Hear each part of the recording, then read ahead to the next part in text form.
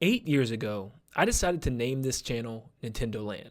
Not just because it has the name Land, like my name Landon, and not just because I talk about Nintendo. This game alone was one of the most important games in my lifetime, and it's a game that opened my mind up to all the other Nintendo IPs out there. So I will always remember this game for shining the light on some of these other franchises that I may have never even tried out in the beginning, like Metroid, Pikmin, and even Animal Crossing, believe it or not.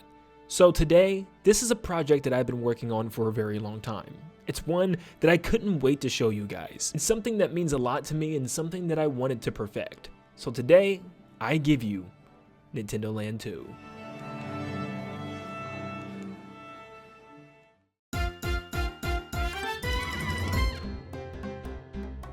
Welcome everybody to Nintendo Land 2. Yes, this is the sequel to Nintendo Land, and this is exactly what would happen if Nintendo actually made a sequel to this game for Nintendo Switch. Odds are a lot of you watching right now have never even played the original Nintendo Land and experienced the greatness that that game had to offer. So let me explain real quick what Nintendo Land was even about. Nintendo Land was kind of a party game, kind of a game that you buy the console and get to try out all these fun mini games with, whether it be solo, with your friends, or even against your friends. But the game had a whopping 12 different mini games, each themed after a specific Nintendo IP. You had Zelda, Pikmin, Metroid, Mario, Luigi's Mansion, Animal Crossing, Yoshi, Donkey Kong, and even obscure ones like Octopus Dance for Game & Watch, Takumaru's Ninja Castle, Captain Falcon's Twister Race, and even Balloon Trip Breeze got a game here. These 12 games were awesome ways to get bite-sized pieces of their actual respective IPs, and they were literally some of the reasons for me and other people around the globe to get into some of these IPs in their real games. But Nintendo Land released in 2012, which is 12 years ago, so a lot of these mini games are kind of outdated, and some games are definitely missing.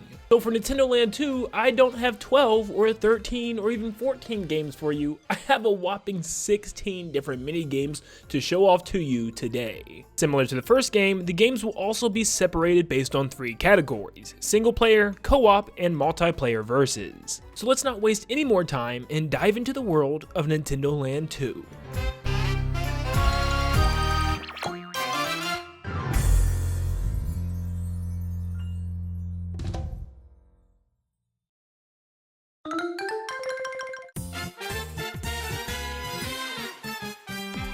Our first game is Mario Journey. Now, on the first Nintendo Land, it was a simple hide-and-seek tag type of minigame, where this time, this is a co-op adventure mode, where you're gonna platform through the ages. There will be worlds and levels that reference past 3D Mario games, like 64, Sunshine, Galaxy, but of course the entire game will be modeled after a 3D world, where you and 3 other players can run around a world together just as Mario, Luigi, Peach, or Toad. There will be toy versions of enemies, including toy forms of famous bosses like King Goomba, Gooper Blooper, Petey Piranha, the Koopalings, and even Bowser himself. You can also find power-ups to use like the Fire Flower, Superstar, Mega Mushroom, and others. This will be a traditional 3D Mario platformer, and like I said, very similar to that of Mario 3D World, but on a much smaller scale. Of course, in the vein of a minigame, you don't really get a full Mario game here, but it'll give you a little taste what the rest of the 3D Mario games are like.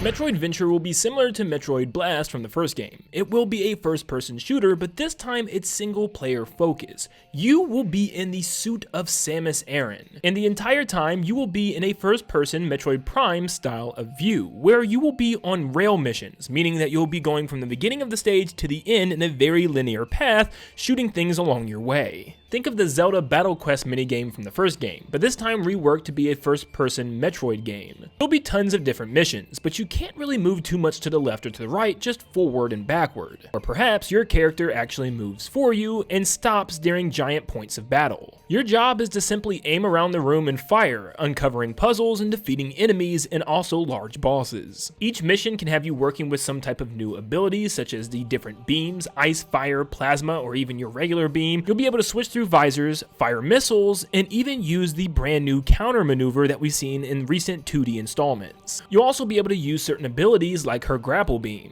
Your job is to take out all the Metroids from each stage and also defeat bosses that pop up as well that are now toyified from her past adventures, like Thardus, Ridley, Parasite Queen, and even Dark Samus. This game will be a great way to get people into the world of one of the best franchises for Metroid, Metroid Prime.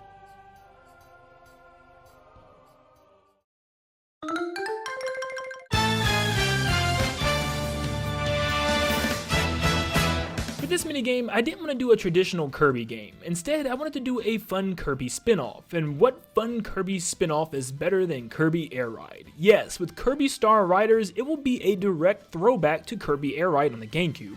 This is a multiplayer versus game, where you and other opponents will go against each other in City Trial. You'll be able to grab any vehicle, jump off, run around, suck up things, and even fight each other along this little mini open world. There'll be 2 or 3 maps that you can choose from. Maybe the entirety of Dreamland shrunken down into a mini map, or King Dedede's castle would be really cool, or maybe even the battleship Halberd that you can race around and fight each other on. But this time, it'll be no race at the end. It's a simple whoever survives wins, and could have a battle royale aspect to it, meaning that the last player standing is the winner, and there could be a circle that closes every so often, shrinking the area of play. Like I said, you could run around or float around if you want, and jump on vehicles and ride them into each other, pick up items and copy abilities, and even take out large bosses that spawn on the map as well for even better gear, like shields and power-ups. This might not be the best game to reference what a Kirby game is about, but still, it would be one heck of a fun one.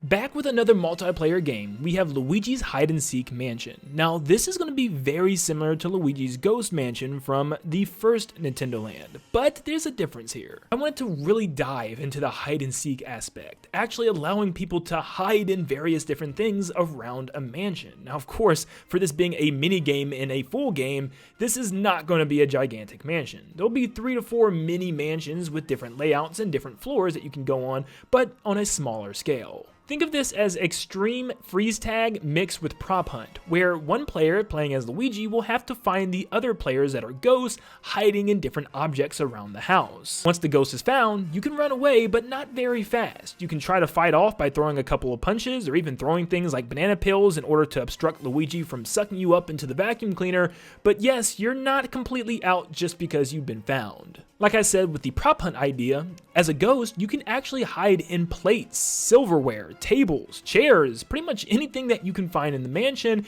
and you can even move around with those objects if you want and move them into different locations. If Luigi flashes you with the strobe light, you're forced to come out of that hiding spot and you are out in the mansion for good. The only thing left to do is run away or square up with Luigi and fight. I've always had this idea ever since playing Mario Party 8's Spectre and Spectre minigame, which is generally the same thing, and also prop hunt in games like Call of Duty. Mixing this all together in Luigi's Mansion gameplay can be for some insane amount of fun.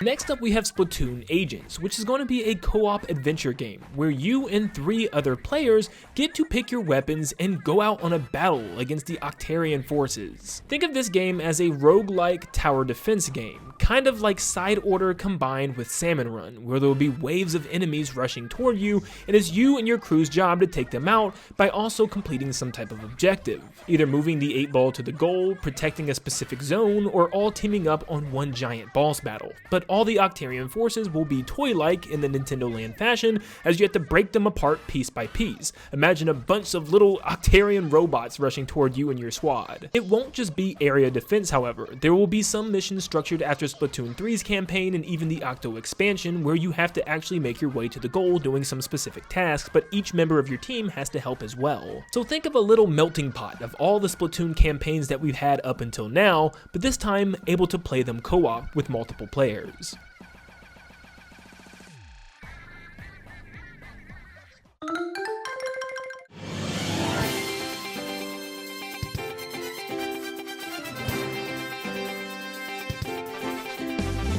Super Fit Adventure is once again a combination of games, from Wii Fit, Wii Sports Resort, and even Ring Fit Adventure. This will be a single player game, once again taking us back to Woohoo Island from Wii Sports Resort. You'll be using the Joy-Con to do a variety of different missions, ranging from intense workouts like jogging, bike riding, or even mountain climbing, or even some more laid-back activities like playing golf, shooting some hoops, batting practice in the batting cages, or even flying a plane around the island. Each minigame will be relatively simple, having you do really one required movement with the Joy-Con in order to complete each mission, and after you complete each mission, you'll move on to harder and harder challenges. Now, the entirety of Nintendo Land 2 will have a mission structure similar to Nintendo Land 1, where every single minigame will have a set of challenges for you to complete, for instance like making every single shot in the basketball shootout game. This will be a minigame having people come back time and time again, not just to work out, but also to complete their challenges. Plus, we'll need a fresh return to the Wii Sports world because, let's face it, Switch Sports just wasn't it.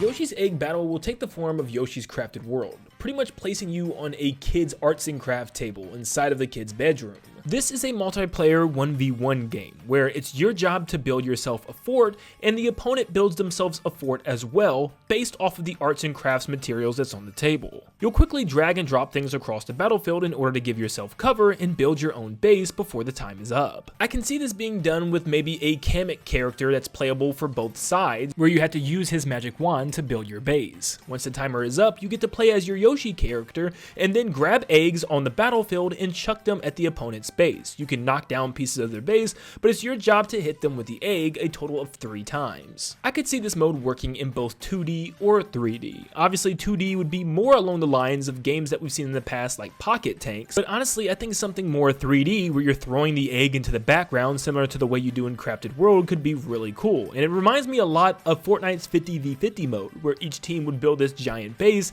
and you'd have to eliminate all the players. So maybe you could have 2v2 where you had to take out both Yoshis from the opposing team. You have to control the height of the egg and also the power in which you throw it, because you might throw it too far or throw it too short. Another thing that you can think about is the final boss from Yoshi's Island against giant baby Bowser, where you had to throw the giant eggs into the background as baby Bowser was rushing you. There'll also be modes you can play along, like hitting targets that are flying through the air or going up against a CPU, and maybe even different types of eggs that you can throw to have different effects, like a bomb egg, or maybe just a giant more powerful egg, or even a metal one that could break through more structures, almost kind of being like Angry Birds. I think this could be a fun little spin-off to have from the Yoshi's Woolly World and Crafted World games.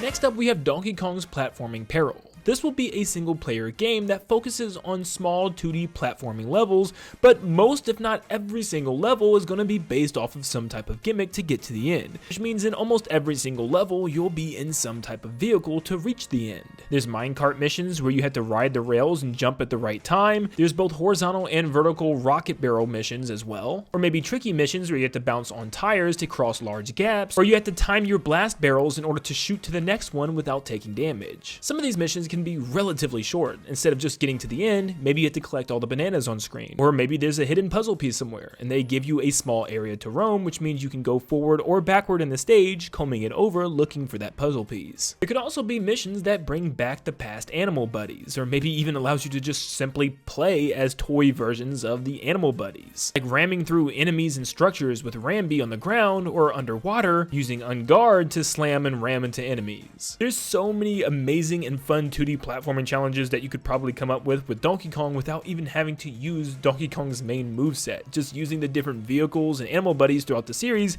could make for some really fun platforming challenges.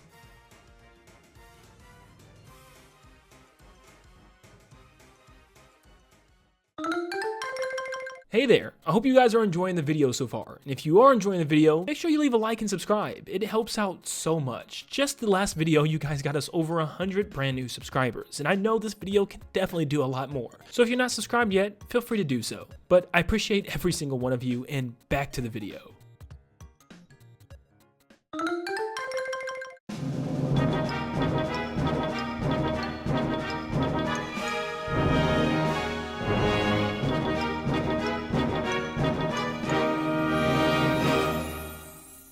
Pokemon Catch 'em All is a co-op adventure game where you and your buddies will team up to do just that. Catch 'em all. You'll have a small open world very similar to Pokemon Arceus, where it's your job to run around the area catching Pokemon. Now for this minigame, there will be no battling whatsoever. Your job is just to catch these Pokemon, and you can use different balls that you find within the overworld to help you have a better chance, as some Pokemon are easier to catch with specific Pokeballs, but it's your job to just aim and toss them. There'll be lots of challenges to collect some of the Pokemon where you have to throw your Pokeball from a very far distance as you can't walk over to specific areas. So it'll be a test in how good you can throw your Pokeball. New Pokemon will also spawn depending on the time of day, whether it's day, night, or even the evening, or if it's raining or not, or maybe even if it starts snowing or not. Another way to look at this is like Pokemon Snap, where it's your job to move along the terrain in your vehicle and take pictures of the wild Pokemon. You're gonna be doing the same thing, but this time catching Pokemon by throwing your Pokeball, which means in even some situations you'll be on a vehicle or maybe a boat or raft as you're going down the river, which means you're gonna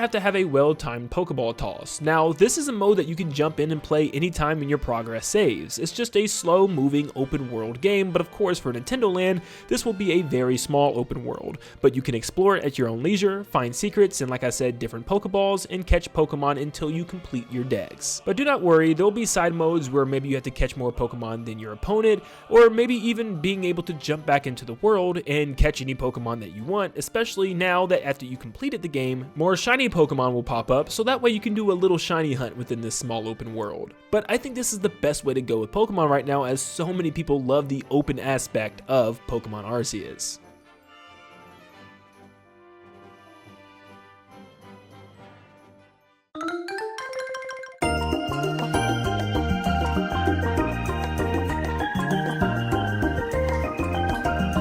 Next up we have Pikmin Dandori Battle, and of course this is pulling straight from the Dandori Battle from Pikmin 4, which is pretty much just a big 1v1 battle where it's your job to gather your Pikmin and collect the most Sparklium on stage, whether it's from picking up fruit or objects or just straight up taking out enemies and bringing them back to your onion. You will also have the help of your own toy robot version of both Ochi and Moss, depending on which team you are on. The game will allow you to carry around 30 to 40 Pikmin, and maybe in some modes you can actually choose which Pikmin to take with you depending on the map that's chosen, or the game can just choose it for you randomly. Of course there will be items to pick up, and you can attack the enemy team, which means you can also attack their Pikmin and their Ochi. Or maybe some missions isn't just about collecting all the Sparklium and actually doing a Dandori battle, but instead trying to make your way through your cave faster than your opponent, or trying to take out a big boss before your opponent can take out theirs. But there's not a whole lot else to say about this mode, because it's just straight up Dandori battle from Pikmin 4, so to have something like this in a smaller scale for Nintendo Land 2 would be really awesome and show people the basic ropes and everything they need to know about Pikmin.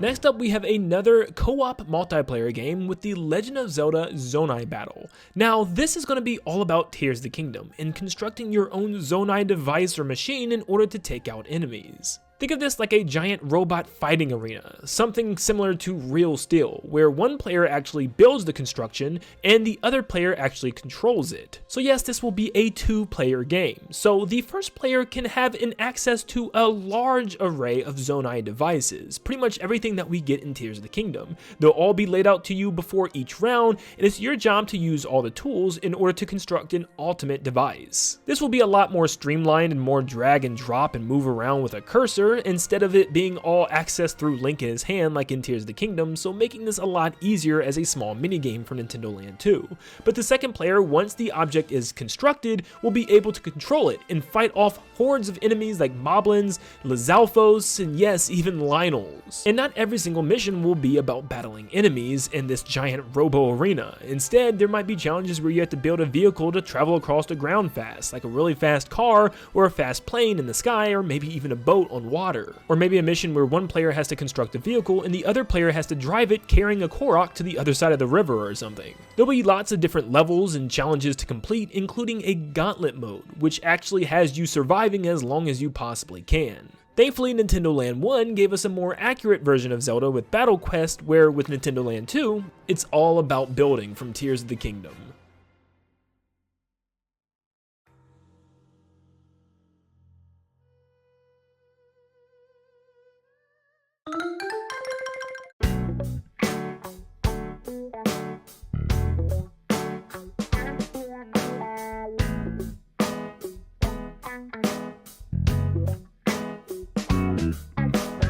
Next up, we have a single player game with Animal Crossing Islandnovator. You are being the renovator of this island, and you're decorating pretty much anything and everything. In the beginning of each round, you'll be given a card, and it will show you exactly the way that the island needs to look, or the inside of the house needs to look, where you need to do your best to match that image as closely as possible before the allotted time is up. You'll be given all the materials and pretty much everything you'll need, even a shovel, because some images will have you terraforming. Yes, you'll be having to take out chunks or add chunks to the island in order to add or lower elevation. Houses might have various rooms and even an upstairs and downstairs that you'll need to decorate according to the picture on the card. And you might even have to go out and catch a specific type of fish or insect in order to place in some type of aquarium or tank in that house. Eventually, you'll reach harder rounds where some of the tools you don't have at the very beginning, like specific types of supplies that you might have to go out and farm, like wood or grab certain types of fruits from the trees. Depending on how fast you complete each mission and how well you did compared to the picture,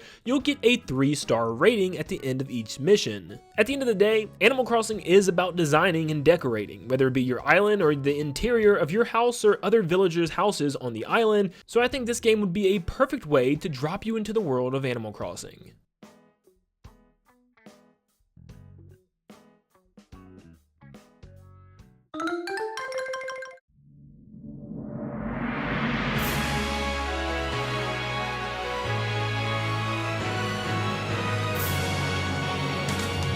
I'm about to be completely honest with you. I've never played a Fire Emblem game. It's never really been up my alley, but I am about to try one for the first time ever with Engage. But I decided to add it to this list simply due to the fact that it is rising in popularity in recent years, especially over here in the West. But what about Fire Emblem Tactics? Well, this will be a very straightforward single or co-op adventure based on the tactical RPG series. One player is in charge of moving troops around the battlefield. Think of this player as a strategist. Once the strategist is finished, the other players will actually do the combat with those enemies that the strategist paired them against. Now, I know this is not necessarily like the Fire Emblem games, but I thought it could add a little twist to it. The combat can be actual combat very similar to Warriors games, or maybe combat based on a turn-based RPG. Maybe even giving action prompts and commands that you have to hit very similar to the Paper Mario and Mario and Luigi games. So that way you can maximize the amount of damage that you deal and also minimize the amount of damage that you take. I think this would be a cool way to incorporate a lot of different people into the Fire Emblem experience while also exaggerating the combat a little bit. But this is a great way to get a non-Fire Emblem fan or even a non-RPG fan into the series.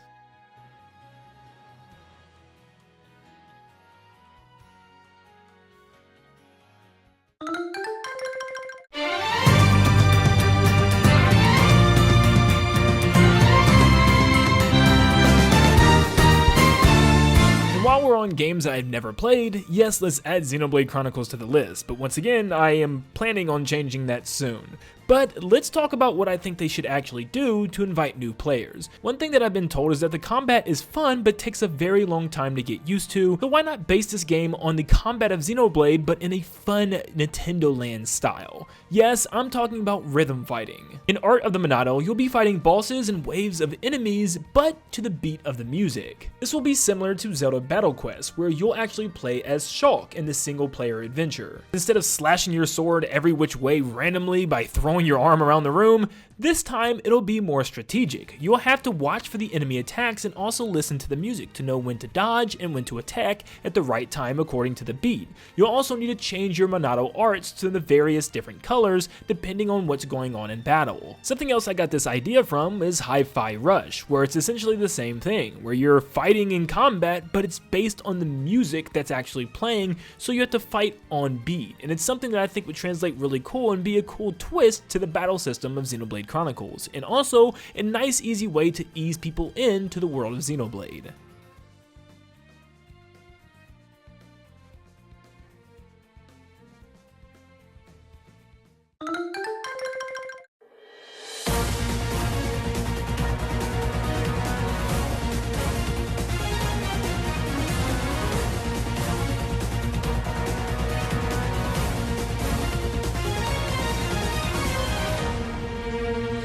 for one of our final games, we have Fox Dogfight. This will be primarily a multiplayer versus game, but can be played in co-op and does have some single player action missions. This game will be almost exactly like Metroid Blast from the first game, this time with a new coat of paint all covered in Star Fox, baby. Yes, it's not just about dogfights, but yes, you can have dogfights against your friends, simply flying around a all-range area, allowing you to control your R-Wing, pick up collectibles and items and shields and different ways to shoot. I want to take it a step further and make it more like Metroid Blast. Yes, I want there to actually be out of vehicle and in vehicle missions, and I know some people may not like that, but this would be very similar to Star Fox Assault, which is probably my favorite Star Fox game in the franchise. And just like that game, you can fight inside or outside of vehicles, which I think would make for an array of fun battles. Missions can be very similar to that of Metroid Blast, where you're fighting toy versions of your enemies, for instance taking out Andross's army, maybe even Team Starwolf, and yes, even Andross himself. Overall, this would be like a mini pack-in Star Fox adventure, with everything that we could possibly want. And as weird as it sounds, it could probably end up being one of the best Star Fox games we've ever gotten to date, because there's still so much room for improvement, since the series hasn't done much to change anything since Star Fox 64. But if we are going to go back to a previous game and build off of it for Nintendo Land, I think Star Fox Assault is definitely the way to do so. Now that's a lot of Nintendo Land 2 games, but there's still one last game that I want to show off, and I think it's a pretty special one.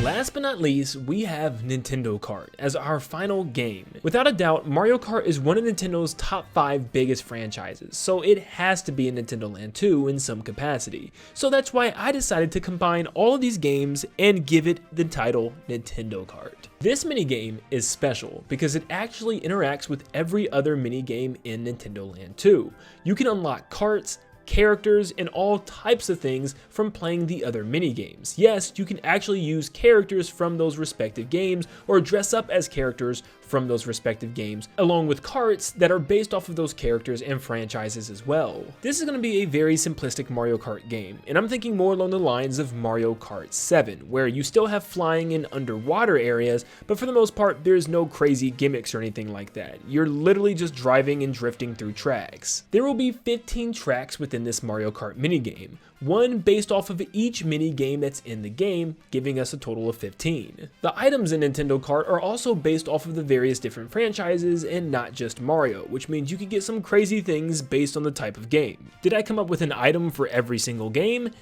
Yes, I did. For Super Mario, you will have a Superstar, which will make you invincible. For Metroid, you will actually be able to use a Metroid, which will latch onto an enemy, but if you bump another racer, it will go onto that enemy. Very similar to the Lakitu Thundercloud from Mario Kart Wii. For Kirby, you will have the Warp Star, which lets you fly ahead a lot faster, kind of like the Bullet Bill. You'll have the Poltergust for Luigi's Mansion, which you can suck enemies closer to you and bring enemies back that are ahead of you. For Splatoon, we have the Splat Bomb, which you could throw on the track and eventually it will detonate and explode, kind of like a Bob-omb, but leaving nothing but ink all over the enemy players, kind of like the Blooper. For Fit Adventure, we have a water bottle, which will gain you more stamina, which would be speed up, kind of like a mushroom. For Yoshi, we have a Yoshi Egg, which it actually rolls on the ground and follows the player in front of you, kind of like Double Dash. For Donkey Kong, we have a DK Barrel, which in last place, it will blast you back into the pack in order to catch you up. For Pokemon, we have a Pokeball, which can trap an enemy in the ball for about a second or two, depending on how long it takes you to shake out. You have to shake really fast, like you could the POW block in Mario Kart Wii, where you could actually shake out of it. For Pikmin, you can actually throw Pikmin, which will attach the racers and slow them down significantly, depending on how many Pikmin you have on them. You'll get groups of 3 each time you get this item.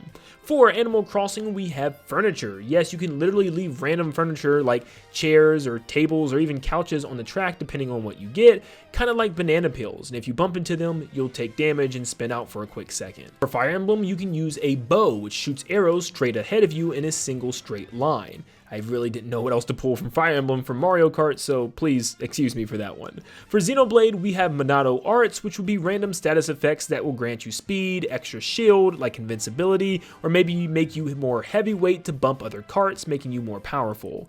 For Zelda, we have the Zonai Construct card. This will be like the mega powerful item in the game, like the 8 or the 7 from past games. This will give you tons of random Zonai weapons attached to your cart, like weapons such as lasers or fire or ice shooters, and tons of protection like extra shield, and just making your cart a lot bigger like a big monster truck. You'll be a powerhouse on the track. And finally, for Star Fox, we have the B-Bomb, which would act just like a bomb, but it will toss in one big arc into the air, and when it lands in front of you somewhere, it will actually detonate a big explosion like it does in Smash Brothers as well when you throw it. And I'll even give you a track idea for each IP. For Mario, you have the Mushroom Kingdom, or maybe Peach's Castle, or maybe even Rainbow Road, which would make a lot of sense since it's so popular. For Metroid, you could have Planet Zebes, or a space station, or maybe even Talon, where you could be on the overworld from Metroid Prime. For Kirby, you have Dreamland or DDD's Castle, maybe even Battleship Halberd. For Luigi's Mansion, you obviously could use Luigi's Mansion again. One of the various Splatoon maps or the hub worlds would work great for Splatoon. For Fit Adventure, you could use Woohoo Island once again like we had in Mario Kart 7. For Yoshi's Egg Toss, we can have the Crafted World inspired kids bedroom with arts and crafts everywhere. For Donkey Kong, we can have a jungle or maybe DK Island. For Pokemon, we could race around the Hisui region or Lumio City. For Pikmin, it could be just one of the outdoor Pikmin themed areas. It doesn't really need to be anything specific, or maybe the giant house from Hero's Hideaway from Pikmin 4. We could have Animal Crossing New Horizons Island, where we just race through an island and go through homes as well. For Fire Emblem, we have the Garreg Mach Monastery from Three Houses. For Xenoblade, we can just go anywhere around the Guar Plains, or maybe just a little themed Mechonis and Bionis track, where we actually race between the two different islands. For Zelda, we can race around the Sky Islands and the Temple of Time, or maybe even Hyrule Castle. And for Star Fox, maybe a space station or the city of Corneria. This would be a great way to incorporate a long-lasting idea that Nintendo fans have had for a while, which would be an ultimate Nintendo Kart, without actually having to take away from Mario Kart and making it a game of its own. Instead, it's a fun little mini game that's added to Nintendo Land 2.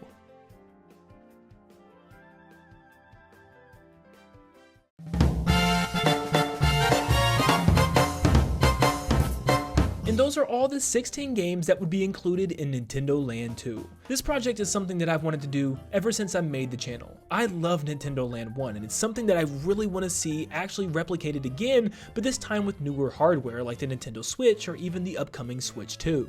There's so many new franchises that can get thrown into the mix now, and the franchises that were already in the first game can get revamped to be something completely different. Nintendo has fulfilled a lot of my wishes, giving me Paper Mario the Thousand Year Door, a new Mario and Luigi game, Mario Sunshine on the Nintendo Switch, but one of my last wishes is to finally see what a sequel to Nintendo Land could actually look like. And maybe one day, this concept could become a reality.